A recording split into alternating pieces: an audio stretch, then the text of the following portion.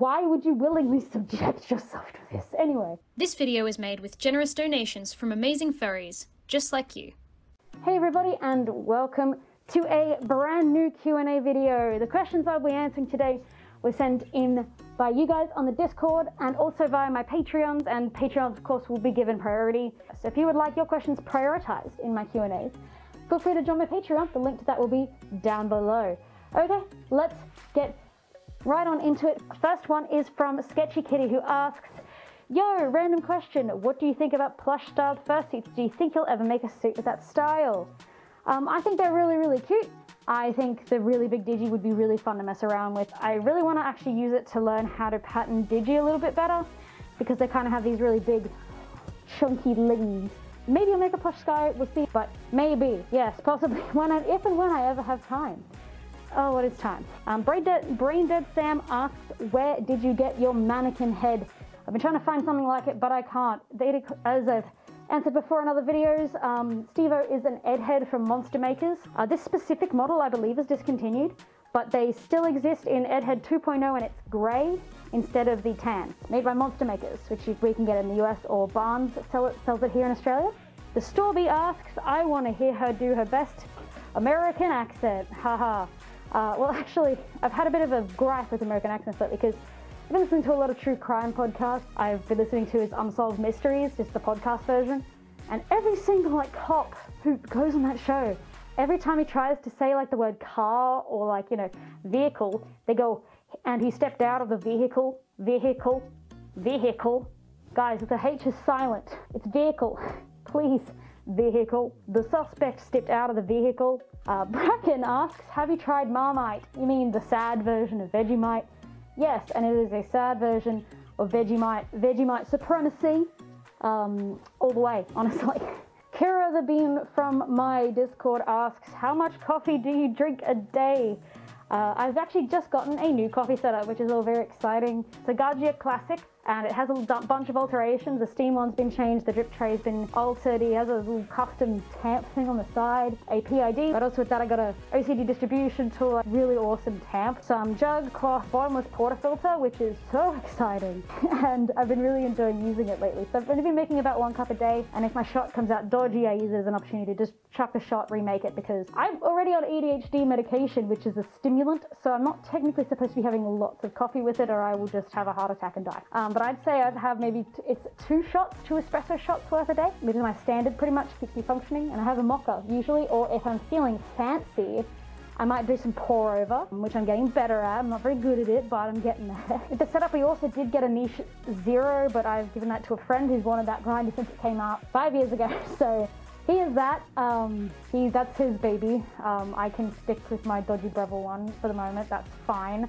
Speaking of, Geeset, what are your other hobbies? Coffee, apparently. I didn't even think about that. So I was gonna be like, I don't know, man. I've been really enjoying getting into specialty coffee and learning how to make it properly, because that's how I was introduced to coffee. I was like 13, I think, and then my dad was like, Tiny Sky, you are now of 13 years of age, you are now a teenager, you should try coffee. And I'm like, okay, Dad. And they took me to a specialty cafe, which in America, you guys don't really have cafes, which blows my mind. You don't really have places you can sit down and have a cup of coffee with friends and have food and cake. You can get the really dodgy black coffee in a pitcher, and Starbucks is literally one of the best places.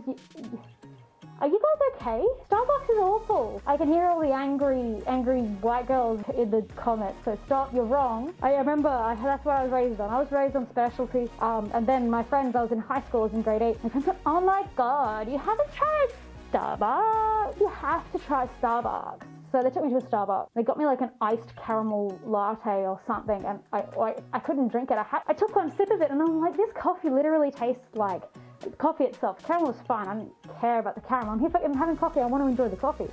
But I'm like, this coffee literally tastes like wet dog, wet cardboard, and asphalt. And sadness. Why would you willingly subject yourself to this? Anyway, I'm just literally going on around about coffee now. Well, there you go, there's your answer. Other than that, I build Lego and I like to watch YouTube and sleep sometimes, maybe, when I'm not literally working. Always, forever. Anyway, Floofy Paws asks, what was the original design of your first sonar? So my first sonar was Sky, and you can probably see Dorito Moomin up there. She actually has Sky's original design on her still, and this is what it looked like. She didn't have any black, she had light blue and this normal blue, and she had this weird like runic marking. I don't know what it is on the side of her face. I didn't vibe with it as much anymore, so I remade her, and she kind of eventually grew into what she is today. Though I have a feeling, I feel it in my bones, that Sky is going to go through a redesign at some point. So prepare your butts for that, because I've only just made this fursuit head, and I'm probably just going to make another one, because that's how it works, apparently. This one is from a Unidoggo. Hello Sky, I have a question. Is lining your head a necessity, or is it optional?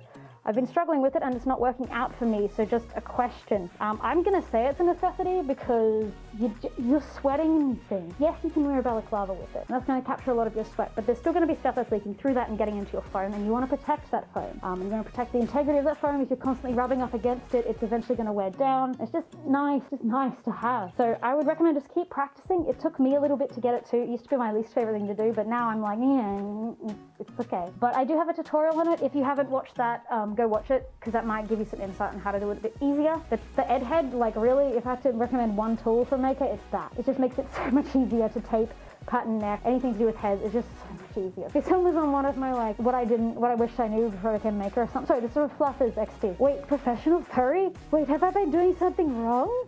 Professional furs, please help. Oh, sweetheart.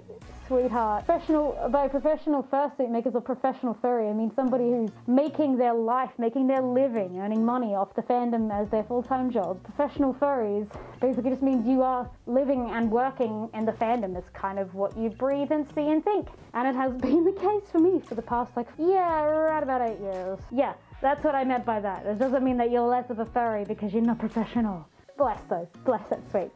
Okay, what do we got? Ugly Feather from my Patreon server. These next ones are from my Patreons. Ask, how do you figure out the new patterns and solutions to problems that's never been done before? Trial and error and looking outside of the furry community. A lot of like really good tutorials and stuff I found are from other things, like not furry related at all, cosplay or just generic sewing. Go to a sewing class, chat to the lovely old biddies who run them, and see what they can teach you, because they might have some things that you haven't thought of before. But it's a really good question. Thank you, Tori, once again for coming in with the good. Daydreamer from Patreon asks, how do you keep the tape from sticking to itself so it's wrinkling in the patterning process? When I'm putting the tape on the head, I don't really worry too much about wrinkling, because everything that's touching the head, touching the foam, will still stay the same shape overall when I'm tracing it. Since it's going to become 2D, I don't really worry too much about wrinkling. In terms of sticking to itself, when I take it off the head, I will put it immediately on the floor, on my carpet, and it will take up some of the fluff. You can put it onto paper if you want, and that just helps it not stick once it's off the head at least. Cam asks, if given a chance, would you be a convention guest of honor for a second time? Of course I would. In a heartbeat. It's a wonderful experience. Exhausting and insane, because you want to give back to the convention that's having you there. You're essentially being paid to be there. It's a professional position. It's like a job. But you put in and you give your all to this convention. So yes, of course I would. I've done a domestic convention. I was guest of honor at Fursuit, and one of my major goals is to be guest of honor internationally. So international con shows, if you're watching, I'll happily come to your con, please. I work very hard, I promise. But I'll give you all of the pinky promise. Kaze asks, what does a full-time maker look like as a career? A lot of people say, I'm going to become a full-time maker, but how difficult is that to do? Any working professional artist will tell you, when you're working full-time for yourself as an artist, the work doesn't really stop, ever. Like, you don't get to leave it behind when you finish for the day. But realistically, because there's so many people all over the world that are looking at your stuff, there's different time zones, and there's things like Discord servers and social media management and craziness. It's all going to be coming in constantly. Like, I'll wake up at first thing in the morning, I'm looking and I'm seeing my emails, I'm seeing any orders, I'm seeing everything, and I've got to go through it. Or, Lord forbid, if I wake up at 2 in the morning and I'm like, oh, I'll check my phone. Oh dear. And I have to go through and be like, all right, I'll respond to this one. And then suddenly I see the sun come up and I'm like, shit. And it's a lot of fur inhalation and a lot of hard work and a lot of repetitive strain injuries of your wrists. A lot of hard work. Like, I try to stick to a strict 8-hour schedule. At the moment, since I'm kind of trying to grind out this queue, I am really focusing on just working pretty much non-stop until my thyroid breaks, but it happens. In terms of how difficult it is to accomplish, it's honestly luck of the draw. I was incredibly lucky when I started that I did a YouTube channel back when there wasn't that many furry YouTubers, especially not that many fursuit maker YouTubers. So I was able to kind of give what I've been learning and share that with the wider community, and I was lucky enough that that kind of gave me the boost that I need to run this as a career. I got super lucky, but there are some people who just have that natural talent. They'll put their fursuit up on Twitter and it'll get like 5,000 likes and engagements, and then they're off. Really, it is the luck of the draw. This one's from YouTube from Watson Dawkins. He says, do you think you'll ever be able to be fully confident with your work. I know there are times where you're nervous or unsettled with the work you make, even though it's always outstanding from our point of view. But do you think you'll be able to find peace of mind when it comes to that aspect of suit making? Absolutely not. No, never, ever. It doesn't happen. If I think that my work is not as good or needs to be better, I'm always going to be improving. Is it going to have a severe, taxing and exhausting effect on my mental health and self-esteem? Absolutely. But you know what? These are the things that we sacrifice. Don't actually do that. Do as I say, not as I do. But honestly, as a maker and as an artist, and a lot of artists will tell you this, you can always see every single fault in your work. It's like, I'll look at Sky and I'll be like, oh, that seam's not quite right, is it? Or I might be like, oh, that's a bit uneven, or oh, this moving jaw is really quite painful to wear. I'm able to see it and able to feel all of the mistakes that I made. So no, I don't think I will. I think it's just part of the curse of being an artist. As an artist, you resign yourself to a life of unending pain and torture. So to say I don't love my job, of course I do. I love my job more than anything, but you need to keep that in mind. Keep it in mind. And the last question is from Magnus. How do you maintain motivation? That's something I've always struggled with a lot with my own hobbies. Yeah, interesting that. I thought I struggled with motivation too. I thought I was lazy or just unmotivated. Yeah, it turns out I had undiagnosed ADHD, and now I take medication for that, which makes me go very fast. So by very fast, I mean it makes me focus and get things done fast. It slows me down of my normal speed. You get the idea. But in terms of maintaining motivation for people who might be neurotypical, some of the things I do, but at least I did before I was medicated, is make sure you switch up your projects a bit. Like, you need to give yourself that breathing room, or else if you keep doing the same thing over and over again, you're gonna get bored. You're only human, you're gonna get bored. So do personal projects, take on projects that interest you. That's really important. You need to make sure you're picking projects that excite you and inspire you to do good. Less about the money that you make, more about the motivation that you give, because if you're working on something that you're passionate about, you're going to do it a lot better. If you're working on something you're like, I just took this on for the money, you're not going to enjoy it, will you? That is my advice there. Keep it up with the passion as hard and as long as you can. But yes, that was this week's Q&A video. I hope you guys enjoyed. If you guys have any questions for future Q&A videos, please leave them down below. Or if you'd rather have your question prioritized, you can do so over on my Patreon. I have a Discord, private Discord, much quieter than my public one, I'll tell you that. And you get a whole bunch of other stuff, including patterns. And by the way, my hoof DigiGrade pattern that I used for my last tutorial is now up on my website for sale. It's about $13. Feel free to check that out. And I will see you guys in the next one. Bye-bye now.